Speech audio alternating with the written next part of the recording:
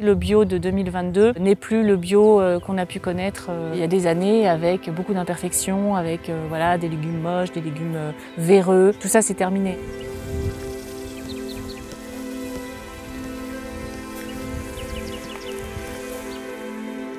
Bonjour, je suis Céline Martin-Main, je suis propriétaire du domaine de Châteaufers avec mon mari et responsable de la ferme agroécologique. Suivez-moi, je vais vous faire découvrir ça de plus près.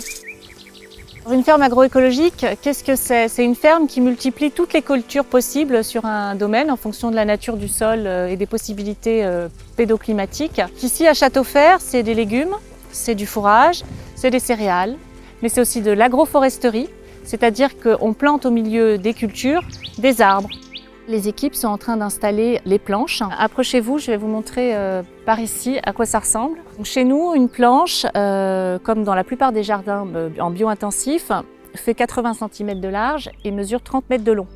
La technique que l'on utilise vise à ne jamais retourner les couches de sol. Finalement, là où les plantes vont pousser, c'est leur domaine et on ne se mélange pas. Donc il y a une succession de planches de passe-pied. Donc là, on a le premier hectare, donc, qui est notre hectare historique en quelque sorte. Et puis là, on est en train de créer et de mettre en place le deuxième pour pouvoir augmenter notre capacité de production.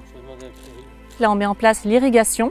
Donc quand on fait ça, on sait déjà ce qu'il va y avoir comme culture en dessous.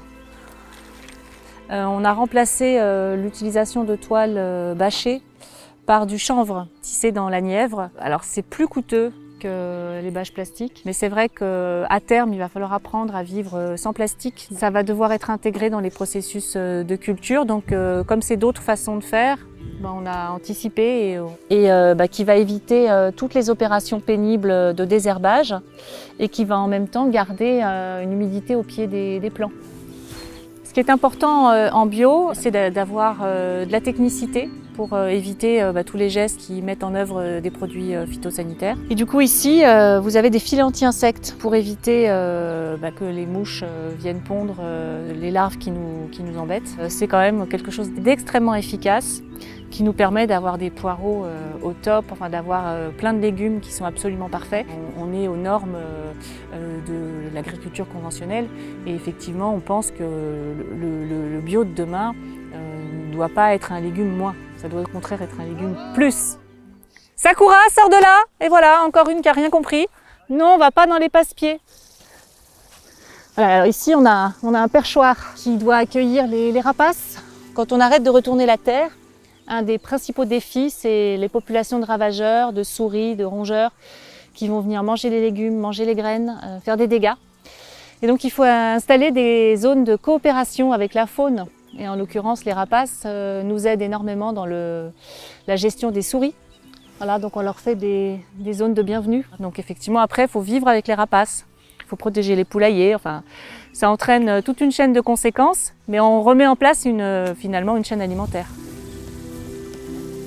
Ce qui nous tenait vraiment à cœur, c'est d'apporter de la diversité dans les assiettes. Pendant la crise sanitaire, la crise Covid, les gens se sont remis en cuisine. Et finalement, ça a révélé aussi les manques dans notre culture, dans notre façon de cuisiner. On a eu pendant les 30 ou 40 dernières années un relais de confiance phénoménal envers l'agro-industrie. Donc il y a des choses qui se sont perdues. Des héritages qui ont été oubliés et il faut réinitier en fait, il faut recréer ces ponts. Donc il y a vraiment un défi aujourd'hui pour pas recréer le passé, mais au contraire adapter ce qui était bon dans le passé à ce qu'on a conquis aujourd'hui au XXIe siècle.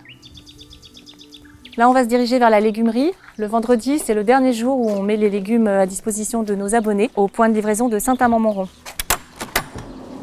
Et donc c'est ici que pour l'instant nous réceptionnons les légumes du champ, qu'on va les laver, les conditionner en bottes, en bouquets et préparer les paniers qui vont être expédiés à chaque point de livraison de nos abonnés. Cette semaine, 98 familles qui font un relais de confiance sur la ferme de Châteaufers et qui nous laissent décider pour eux les légumes qu'ils auront dans leur réfrigérateur durant la semaine qui vient. Et on leur réapprend à manger ce qui est de saison. Donc ici, nous avons une botte de chou rave, une laitue Batavia, une botte de carottes et des asperges. Donc là, je vais vous faire découvrir une pomme séchée. Donc une pétale de pomme déshydraté à basse température. Donc l'intérêt de ce séchage basse température, c'est véritablement de préserver les qualités organoleptiques du pétale de fruit.